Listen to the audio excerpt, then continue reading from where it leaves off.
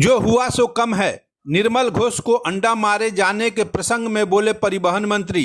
अभया कांड में गिरफ्तार पानीहाटी के पूर्व तृणमूल विधायक निर्मल घोष पर जनता का गुस्सा फूटा, लोगों ने उन्हें अंडे मारे। इस प्रसंग में शनिवार राज्य के परिवहन मंत्री अर्जुन सिंह ने कहा कि अभया की लाश आनन फानन में जिस तरह से जलाई गई उसे हम भूले नहीं हैं। मनीष शुक्ला के हत्यारे भी निर्मल घोष की संरक्षण से फरार हुए, अतः जो भी हुआ वह कम है। আমার মনে হচ্ছে একটু কম হয়েছে। দাদা বাড়ির লোক বলেছে 80 বছরের বৃদ্ধ আর 53 বছরের রাজনৈতিক শিকার নির্মল ঘোষ। ডিম কাদা রাজনীতি শিকার ডেড বডিকে কিভাবে জোর করে পুড়িয়ে দেওয়া হয়েছিল আমরা কি ভুলে গেছি কি অপরাধী খুন করে মনীষ শুক্লাকে তার বাড়িতে গিয়ে শেল্টার নিয়ে ওখান থেকে গাড়িতে বসে গেছে। আমরা কি মনীষ শুক্লা মামলাও কি যুক্ত হবে? তো যুক্ত আছেই, না যুক্ত হওয়ার কিছু নেই, তো যুক্ত আছে।